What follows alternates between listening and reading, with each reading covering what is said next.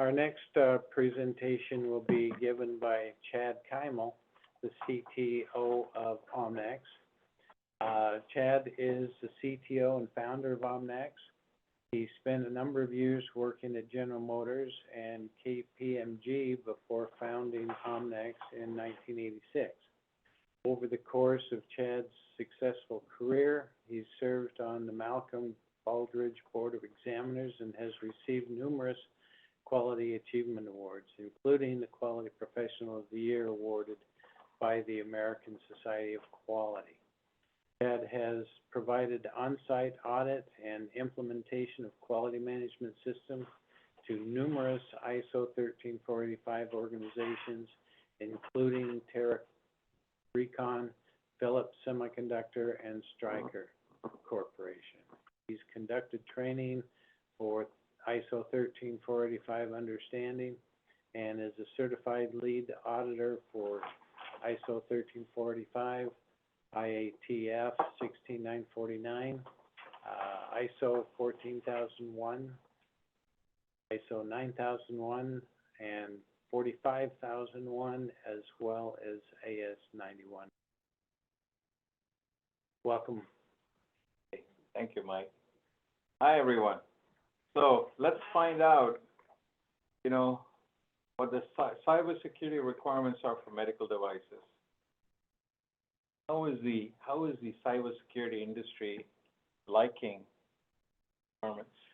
I'm not sure. Right now, it's not really covered very well. There are a couple of guidance documents, but I'll be the first to admit we're not as deep into cybersecurity as we should, especially since we're starting with some AI and machine learning.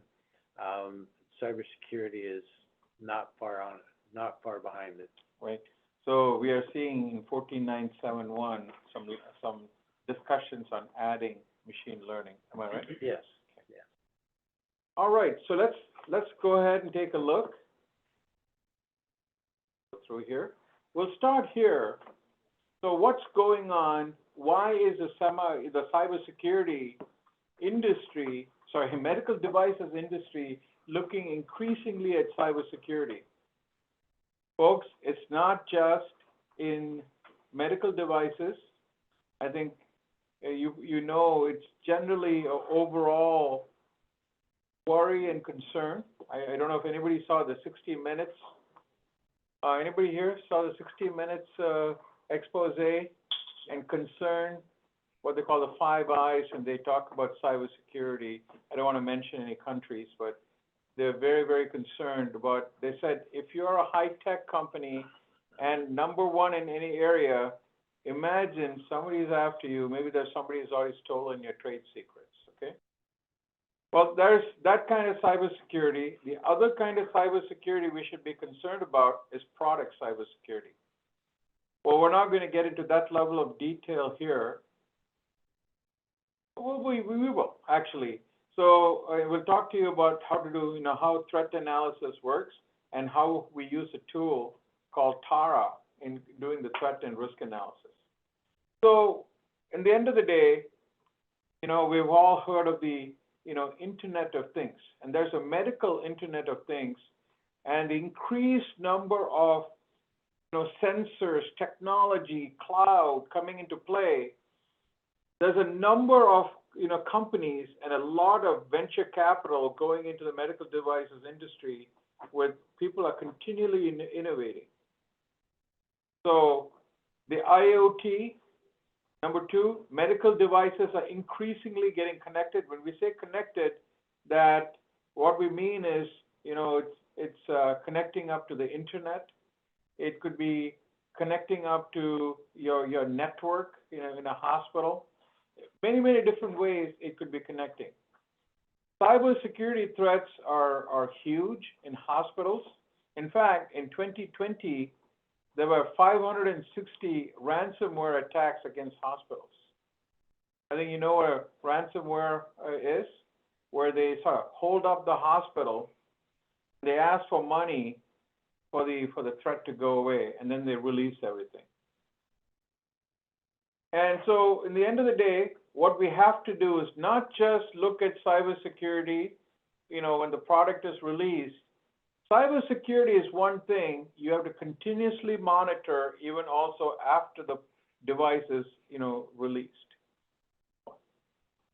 What is a cyber device? That's what people are going to say. Well, it's not me, it's somebody else. So it includes software, all right? So number one, keep in mind, cyber device includes software that needs to be validated, installed, or authorized. Number two, has the ability to connect to the internet. If you're going to connect to the internet, you are in scope. And if it has any technological characteristics that requires it to be validated, installed, authorized, so that, then you should be concerned. Let's also just say anything that's, what's OTS? Over the shelf. What's that? Off the shelf. Okay. So I'm thinking OTA, which is something entirely different. All right. So here are the things that you have to keep in mind in terms of thinking through what is a cyber device. So we'll start with these two questions from an FDA fact sheet. That is, what is the role of FDA in medical device cybersecurity? Actually, I don't have to do cybersecurity, do I? Let's start there. Do I? All right, so here's what they say. That is, number one, if it's in scope, cybersecurity is not optional. Medical device manufacturer must comply with federal regulations. So you can read the rest. Having said that, the FDA has statutory authority. I'm going to cover a guidance standard that came out in September 2023, and we're going to talk about all the kinds of things that the FDA has rights to do. All right, let's go on. So this is what's coming out through the guidance standards. The FDA has statutory authority to regulate medical devices.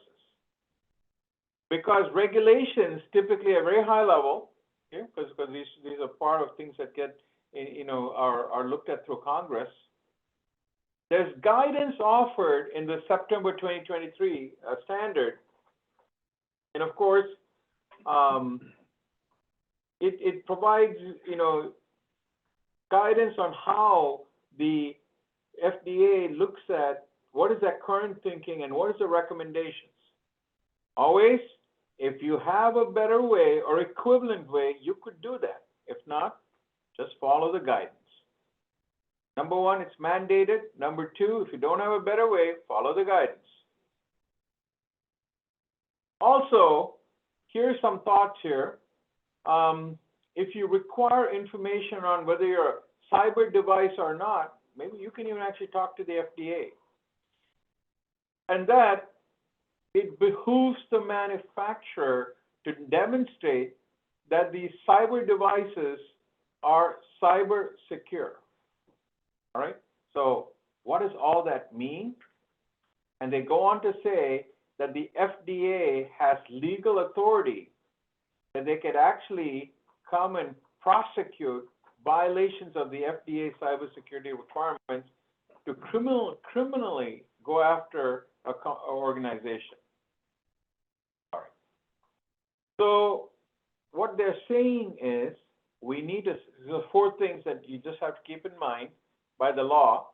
Submit a plan to monitor, identify, and address this post-market cybersecurity vulnerabilities and exploits. We'll tell you more about that. You need to have, what's that, SDRF, is it? Did I say that right? Design, develop, maintain processes and procedures to make sure you're cyber secure and make available post-market updates and patches. So this idea of being transparent and letting people know what's going on is a key part of what needs to happen. You need to do something called SBOM, a software bill of materials. I teach many different standards. I'll share with you one example of what an SBOM is. I don't want you to run away with this is the only one, but this standard that I teach as part of another industry is very comprehensive. I'll tell you what an SBOM is, and to give you an idea how to think about it. And then we have to comply with such other requirements that the FDA, through regulations, say we need to do to be cyber secure. We're going to start with 4 general principles. The SPDF, or the Secure Product Development Framework, designing for security, transparency, and submission documents. So we'll see us cover that one by one. We'll start with the SPDF. What does SPDF stand for? A Secure Product Development Framework. So this is something you need to start in the concept phase and go to the end of life, right? So you could just have a cybersecurity framework, but really though, you need to integrate that with your overall product design process. Now, I'm assuming if you're doing cybersecurity, you also have software. Definitely keep ISO 62304 in mind. And, you know, I would like to get some input from you all. If you do have ISO 62304 in your organization, I'd like to know if you do and why you're doing 62304. Does it come from a customer? Does it come from inside the organization? Why are you doing ISO 62304? ISO 62304, by the way, is a software lifecycle standard that lays out overall requirements for the software. So here we are. We have a new product development process, right, from our ISO 13485 that integrates in 820 CFR, okay, 21 CFR 820. And you also see then 62304, the software, and now we have cybersecurity. Whoopee, wonderful life we have. Well, don't make it difficult. You could make it really difficult for yourself. You really need to put it all together and intertwine it so you only have one framework that you're following. All right. You can see here, it encompasses the life cycle, concept to end of life. Using SPDF processes, you need to, design the device to be cyber secure. And as we said, this is what the guidance says also, it needs to be integrated. It says can be integrated with existing processes for product, software development, risk management, and quality system at large. One thing I wanted to mention to you, as you know, for Mike Checketts and myself and Omnex, ISO 14971 is very near and dear. And one of the things they said is, just think about, well, actually, they actually went to the QSR. They went to the quality system regulations, and they said, the product needs to have undue risk, and that's cybersecurity is a requirement of the QSR, by the way. I don't know exactly where I read that. I thought I put that into the presentation up front, okay?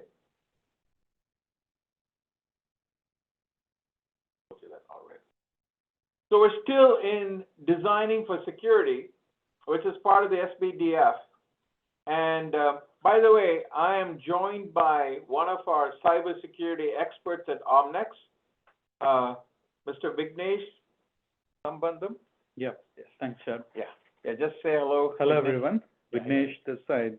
Yeah. Good talking to you all. So I'm going to ask him to give you examples. So you have to use these.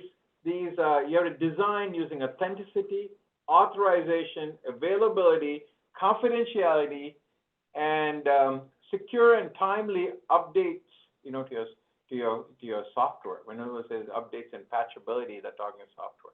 So in their minds, they already have this idea that there's hardware and software. Just by the way, okay? In your software, you have hardware. And Vignesh, can you give us an example of how you put authenticity in place? Okay. So this is secure by design principles. So these design principles are called security controls, by the way. So while designing, we need to identify what are the ways in which these controls can be implemented. So talking about authenticity specifically, authenticity is verifying the sender information. Are we receiving any information from the right sender or not? So for example, I have a medical device, I have a blood pressure monitor at home, which has a Bluetooth connectivity. So this Bluetooth connectivity is communicating with my mobile app and it is sending information continuously. So if these communication information are exchanged, is this sent by the right device, received by the right device? It can be a simple password protection.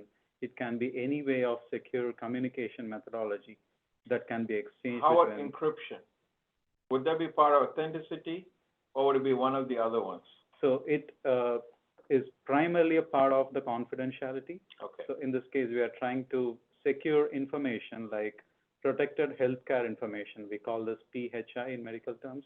So these security critical information, if they need to protect, like encryption using confidentiality is one way to do that. Okay. You want to give one more example? So we can go about for other like authorization. So in this particular case, authorization is the way a person who has to access should be able to access, and the person should have the correct level of access. For example, there could be medical devices where you are configuring certain parameters. So that particular access should be enabled only for the right person. There should be some access control for reprogramming or changing a lot of things in the medical device. So that should be given only to the right person. So there are critical systems like surgical robots. So these are much critical in medical industry. The right authorization needs to be given for the right people. Okay. That talks about authorization. Thank you very much. So another design principle, general principle, is transparency. And they want you to be very transparent. And the sort of SBOM you would think is part of being transparent, wouldn't you say? That's true. Yeah. So SBOM is primarily, I would say, like an inventory, a list of ingredients that make up the device. So right? you know what's in there. Right. So in case there is some concern with some part of it, you have that. That's true, Chad. A lot of such incidents happen because organizations do not maintain an SBOM.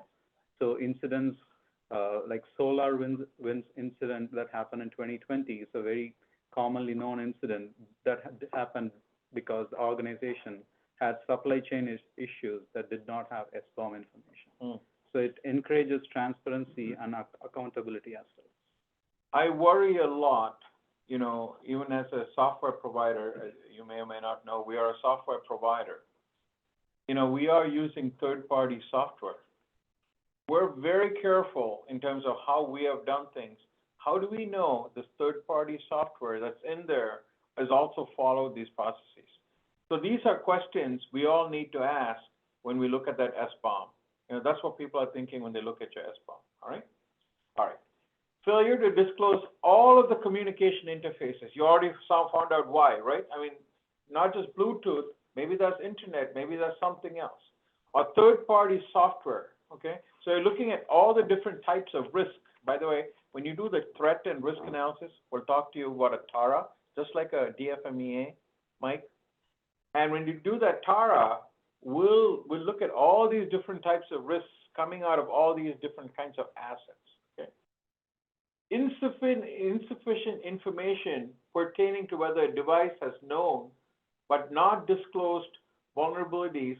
When they want you, as soon as you know there's a vulnerability, you got to let the hospital know or a patient know who's using it. So let's look at this SPDF, how to implement the, this framework, secure framework to manage cybersecurity risk. Number one, we need to have a security risk management plan. By the way, a management plan is much more than these 4 items. In this list, they're just primarily looking at the, we would say the threat and risk analysis, and then of course, the controls that come out of it, all right? Well, security controls actually, they're put into the second idea. So an architecture, by the way, is, I don't know if you all know what a block diagram is. So generally in the medical devices industries, we do a DFMEA, and there's a block diagram that's done.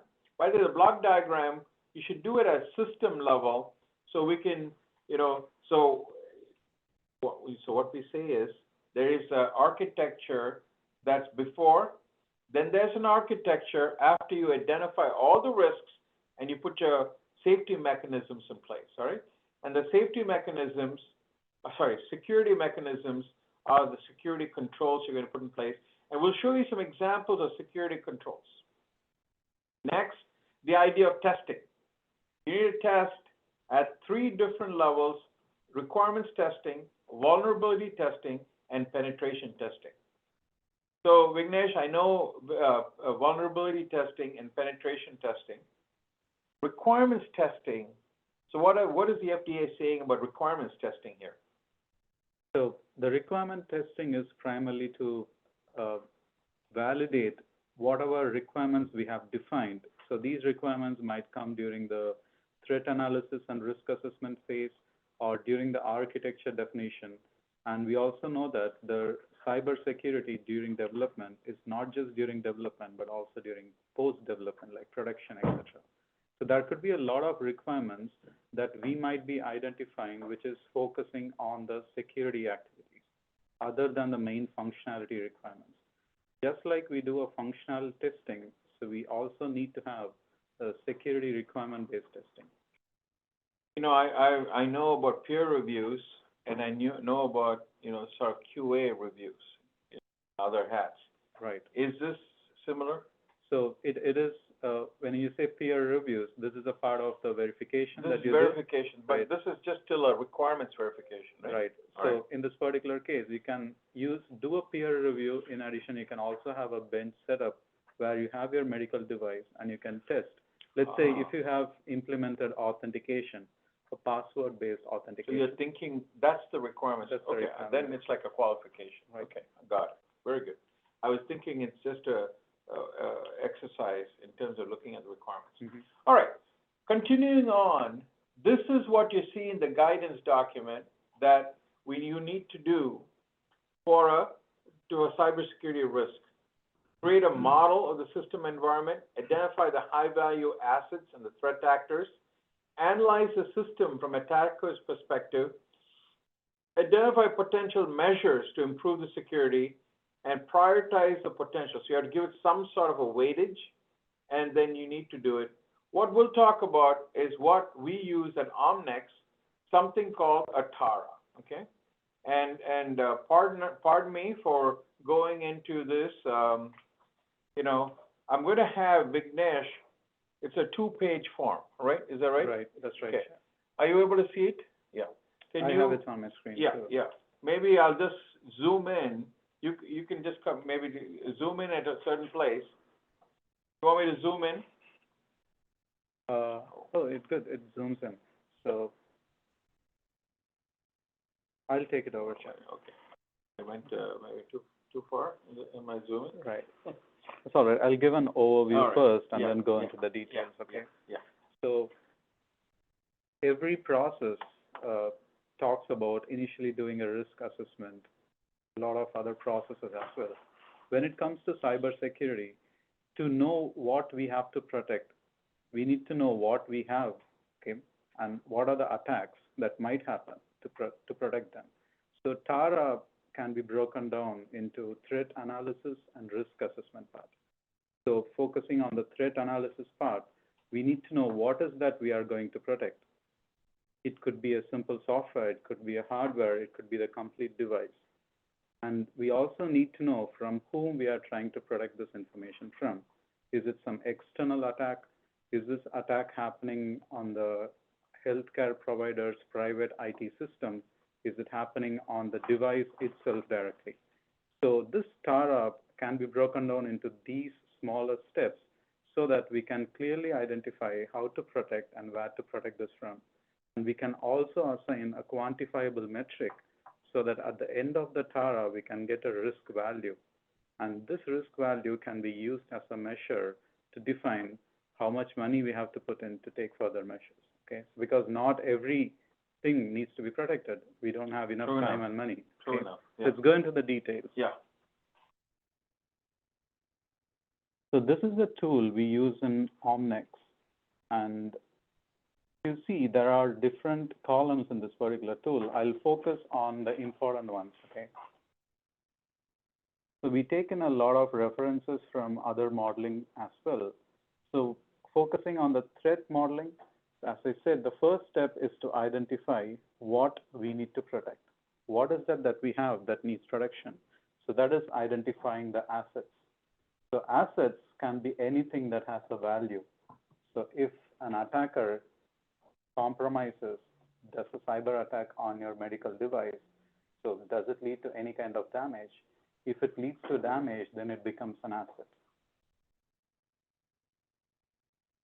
And we also need to know something called the damage scenario. So if this particular damage occurs, what is the damage scenario that can actually happen? So if a temperature monitoring device is compromised, what is the worst thing that can happen?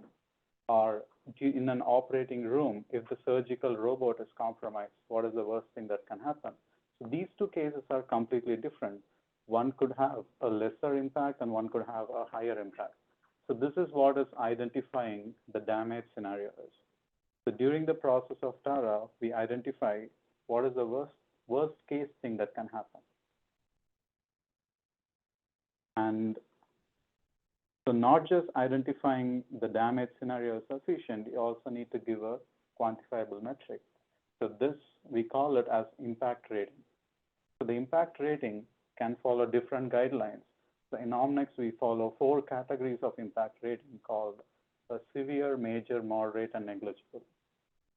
Severe impact rating is given where the situation is life-threatening, but a negligible is given where it is not that severe and it's significantly lower. So now that we know what to protect, because we also know the damage and the impact rating, the second step of the TARA, in the threat analysis part, is to identify from where we are protecting this information from. This type of external attacks can be through your direct intranet, or it can be through remote, or Bluetooth, wireless, anything. So this we call as a threat scenario. A threat scenario is something an attacker is trying to perform on your system.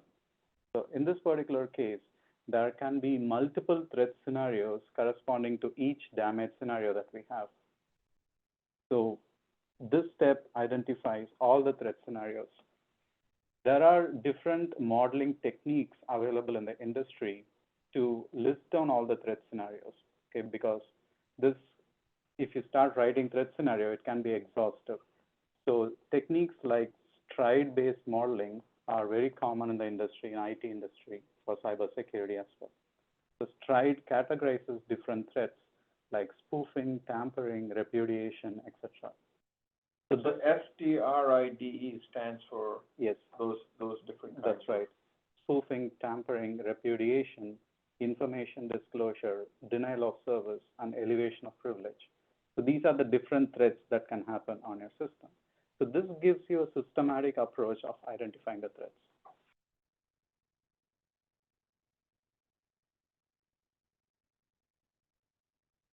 So,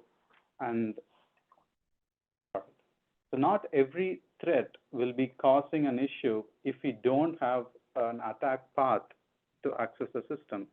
So let's say you have a device which does not have any external interfaces. So even though an attacker is trying to access, so there will not be any attack path to access the particular device. So the attack path is another information that we will need to identify what are the ways in which the attacker accesses. Some can be remote, which the attacker can perform at any part of the world. So there is damage, but there's no attack path to get in. That's right. Okay. And just the way we did a quantifiable metric for the damage scenario, we will also do a quantifiable metric for the threat scenario and the attack paths. So in this particular case, let me go to the next slide. There are different ways in which you can identify or assign a quantifiable metric to the attack path. So one way that is shown here is something called an attack feasibility assessment. Feasibility here, as you can see on the screen, there are 6 or 5 different parameters based on which a feasibility is calculated. So in this particular case, let me take a simple example, a specialist expertise. So depending on who is attacking, so the feasibility is definitely changing, right? So this parameter in this particular case is given a value. And depending on, let's take the last parameter, equipment, what type of tools the attacker has, depending on that, how fast the attacker can access also changes. Right. So these information will help us to do a threat modeling or threat analysis. And finally, we can do a risk assessment, which is the second part of it on the next slide. Okay, so we have the impact rating, which is A, and attack feasibility rating, which is B. Using these two information, we calculate the risk, and finally, this risk value will help us make calculated. That's the priority. And based on this, so that what the TARA does is gives us a risk value and a priority value. Now, what do we do next? So let me just, I can turn my camera on. Go to the next page. So in a summary, looking at this slide here, you can see what you saw on that screen, on the Excel, was actually what this flow chart is showing, all right? Where you came up with the impact rating and the attack feasibility rating, and based on that, you came up with a risk value. Next, what we need to do is to decide what kind of controls we're going to pick. Number one, does it go to the level of a risk treatment that we have to apply, and what that risk treatment should be. So here are now, let's see, 8 different types of controls that are being recommended, and you can think about that you're going to be applying that to the output of the TARA, all right? And so you can, for those that are deemed high risk enough, based on what kind of a issue it is, hazard it is, and what type of a risk it is, you could use any of this. So maybe we can give an example using one of these controls. Sure. Okay. So let's take, when we do a risk assessment, we have 3 different values, risk value 5, risk value 2, and risk value 1. Yes. So in this particular case, risk value 5 is significantly higher, and we also know what type of threats will cause this type of risk value 5 during the analysis. We have that information. So let's say the information is the attacker is trying to access our system and steal confidential information. So that is the threat that we have identified. Right. So the confidentiality security control in this particular case helps. We could also maybe ramp up the authentication, maybe. Definitely. Also, so because they broke in. That's true. And maybe there's some kind of control we can bring in. Right. So that they cannot get in. And also, if they do get in, maybe we can put confidentiality in so they cannot read maybe the data. That's right. So as you said, these are multiple levels of security implementation, Chad, so to enhance security. This is definitely, yes, should be done. All right. So I was just given the high five in terms of time. That's why a little bit I'm smiling. So part of this managing cybersecurity risks, we already mentioned to you, which is also part of transparency, is having this SBOM. And SBOM, they say, it can aid in the management of cybersecurity risks throughout the software cycle, stack. And I was thinking software cycle also, because, you know, in many places today, I don't know if cybersecurity has the same, in terms of there are places where you can go where continuously people are reporting what kinds of risks are there. And based on the SBOM, if you find out one of your, components that you've been using has been attacked, you immediately then need to put the control in place, right? And you'll have to patch your device, and you'll have to inform your your customers and have them do it. Or if they are in a cloud service of yours, you can do it yourself. All right. So a robust SBOM includes both the device manufacturer developed components and third-party components, including purchased licensed software and open source software, and the upstream software dependencies that are required upon, okay? Anything you purchase, proprietary, open source. You know, many people are worried about especially open source software. I'll just give you a heads up. Remember, the FDA requires you to do the SBOM. Here is one example of a SBOM from one of the other standards that I work with, and you can see here, you can think SBOM is just, as you might imagine, a bill of materials. The component information. Maybe there's a component, subcomponents information. You may have to list all the different things that makes up the software. The way I'm thinking about it, because I assess software, is the software system, the software components, the software unit. And then if there's any kind of open source in there or any kind of off-the-shelf things that you're purchasing, all of those need to be identified. So that's where the supplier name comes in there. Or maybe even it's coded. And I don't know if you're using any outside companies to do your coding. I think you need to be transparent about it. Versioning, your digital signature or equivalent, compatibility requirements, mapping to existing formats, component relationships. Maybe this software and this software are related. This component is made up of these 4 software units. All right. Any particular something you want to talk about, Vignesh, before I go on? So I think we are a good chart, so we have covered it. Thanks. All right. So, of course, as part of your SPDF, your process, you need to do testing. And we already mentioned to you, security testing. Here's what they say about security testing is. It is step by step, looking at those security requirements. And so the idea is, through the TARA, you find out all the different areas of your device that's vulnerable. The device, of course, includes the system, hardware, and software. And then you come up with your different controls and things like that. You can think of that as all part of your security requirements, and then one by one, if you said, this is going to prevent this person from, upgrade this authentication, you should check that. There's XYZ that we're using here, check that.